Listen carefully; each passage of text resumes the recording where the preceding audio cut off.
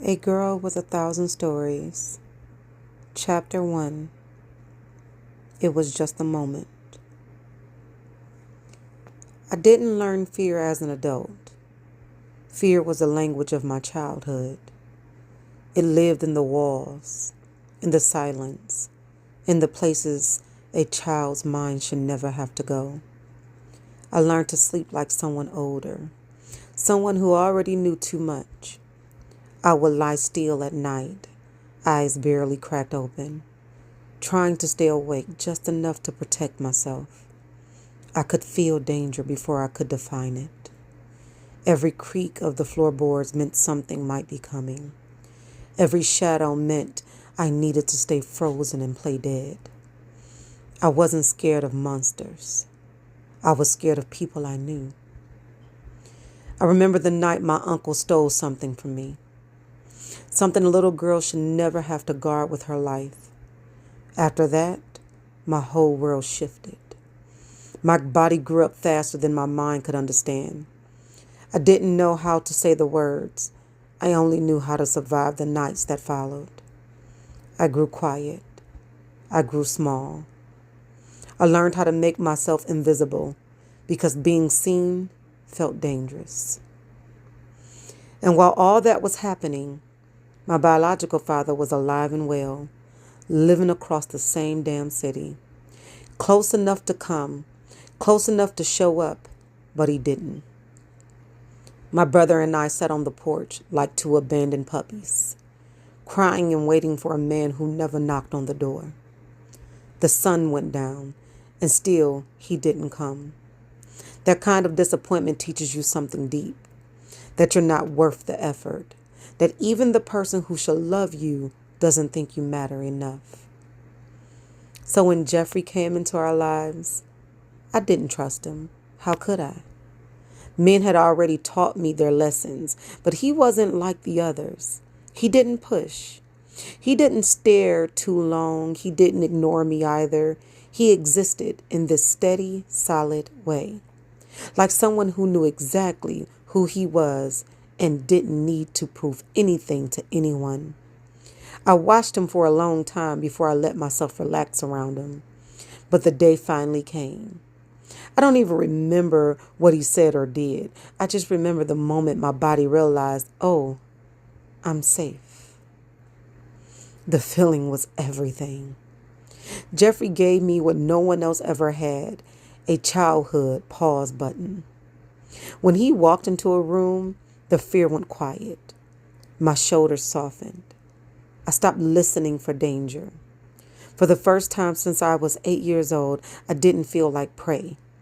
He didn't save my life in some dramatic way. He saved by simply being someone I didn't have to be afraid of. His only flaw was the drink. It was small until it wasn't. And one day, it took him from me. When he died, I didn't just lose a father figure. I lost the only man who had ever made me feel protected. The only man who kept his promises. The only man who showed up.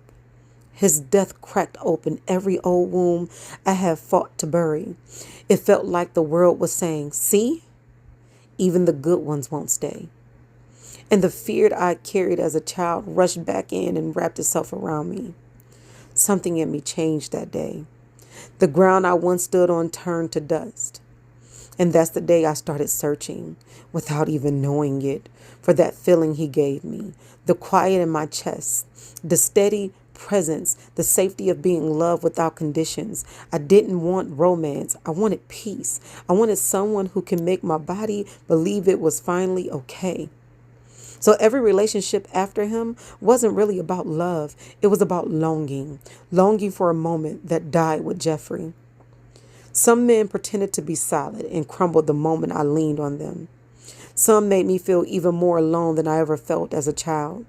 Some raised their voices and made my stomach flip. Some abandoned me the way my father did. And every time I chose wrong, every time I tried to make unsafe people safe, I was really just trying to resurrect a feeling belonged to a man buried in the ground.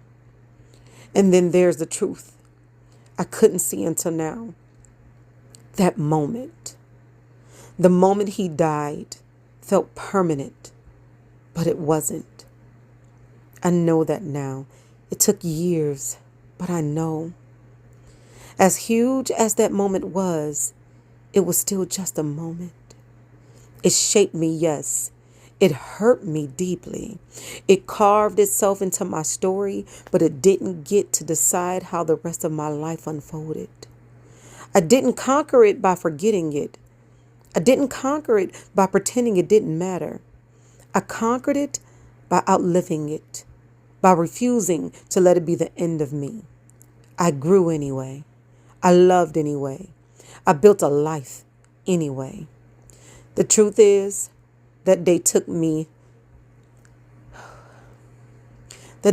sense of safety, but it could not take my strength. It could not take my future. It could not take the fire inside me, the fire that carried me through heartbreaks, through abusive relationships, through motherhood at 16, through fear of becoming like my own mother, through the loneliness of being the family bridge, through the exhaustion of holding everyone up but myself. And now I know this. Surviving didn't make me hard. Surviving made me strong. There's a difference. If you are hearing this, let me give you something I had to learn the hardest way possible. You can rise while you're still shaking. You can heal while you're still hurt. You can be powerful with scars all over you. Your past is not a prophecy. It is not a life sentence. It is not proof that you are broken. It is proof that you have already lived through things that should have destroyed you. And you are still standing, still growing, still choosing yourself in ways. You are still choosing yourself in ways the world never taught you how. The moment that tried to take you out is not the moment that gets to define you. You define you. Every day you breathe, every truth you tell, every step you take toward a life that feels like yours. You don't have to wait to feel unbreakable. You just have to be brave enough to keep going. And you are. And you always have been.